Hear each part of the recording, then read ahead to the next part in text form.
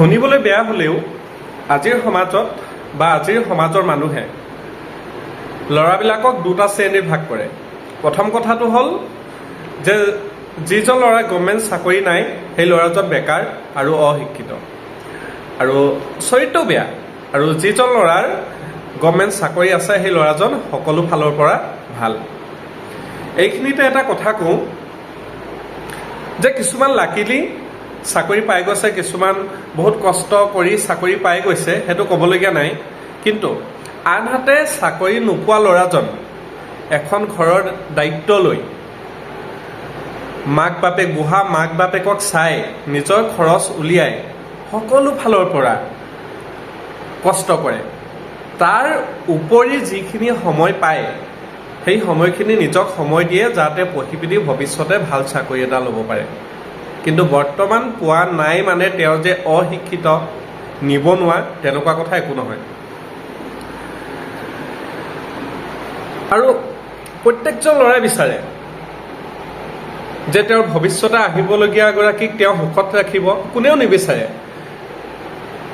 যে মোৰ মা, মোৰ পেৰেণ্টছ কোনোবা হস্পিটেলত গৈ পিনি ট্ৰিটমেণ্টৰ অভাৱত পৰি থাকিব, টকাৰ অভাৱত মই তেওঁলোকক চিকিৎসা কৰিব নোৱাৰিম। সেই ভয়টো সকলো ল'ৰাৰে থাকে। কিন্তু এই যে চাকৰি এটা নাই বুলিয়ে সেই ল'ৰাটো যে দায়িত্ববোধৰ পৰা আঁতৰি গৈছে তেনেকুৱা একো কথা নহয়। এটা চাকৰি থকা ল'ৰা ভাল নহ'বও পাৰে, এনেকুৱা বহুত উদাহৰণ আছে। কালি পৰহি ইয়াতে এটা দেখিছোঁ যে হাজবেণ্ডজন ONGCত কাম কৰে আৰু ৱাইফে তেওঁৰ কণমানি দুমহীয়া পুতেকটোক লৈ নৈত জাপ দিছে। গতিকে সমাজৰ নীতি নিয়ম অনুসৰি সেই ল'ৰাজনে 1.5 লাখ 2 লাখ টকা চাকৰি পায়, তেওঁৰ চৰিত্ৰ ভাল আৰু তেওঁৰ ৱাইফ শান্তিত থাকিব পাৰিব লাগিছিলে। কিন্তু কি নোৱাৰিলে, কাৰণ এটা গভৰ্ণমেণ্ট চাকৰি থকা মানেই ল'ৰাজনৰ চৰিত্ৰ আৰু ল'ৰাজন ভাল নহ'ব পাৰে। চাকৰি এটা টকা উপাৰ্জন কৰা ৰাস্তাহে। চাকৰি কৰিয়ে যে ল'ৰাজন ধনী হ'ব পাৰে বা ঘৰৰ দায়িত্ববোধ ল'ব পাৰে তেনেকুৱাতো একো কথা নহয়।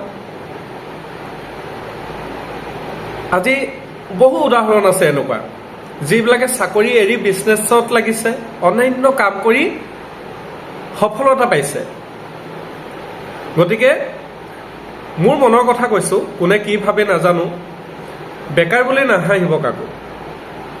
আজি পৰা নাই, আপুনি ইনচাল্ট কৰিছে আৰু 2 মাহ 3 মাহৰ পিছত বা 2 বছৰ পিছত সি যেতিয়া ছাকচেছফুল হ'ব আপুনি একেখন মুখেৰে কিন্তু গৌৰৱ কৰিব লাগিব। গতিকে মানুহৰ বেয়া সময়ত আচলতে 20 to 25 বা 28 এইখিনি সময়ত ল'ৰাবিলাক বহুত ডিপ্ৰেশ্যনত থাকে, বহুত কষ্ট হয়, দিনে ৰাতিয়ে কষ্ট কৰে, মই কি কৰিম ভৱিষ্যতে। তেওঁলোকতো হৃদয় নথকা নহয়, ভয়টো কৰে জীৱনটো কি হ'ব। 30 পিছততো ইনকম বুলি ক'বলৈ তাৰ আগতো এটা পথ লাগিবই, সেই চিন্তাটো সকলোৰে থাকে।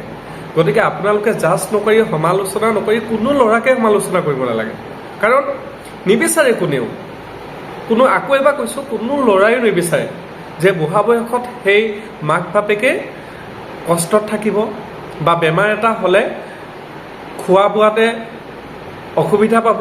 সেই দৃশ্যটো কোনো পুতেকে চাব নোৱাৰে এজন দায়িত্ববোধ ল'ৰাই। গতিকে ধন্যবাদ, আজি ভিডিঅ'টি ইমানেই আছিলে। Thank U.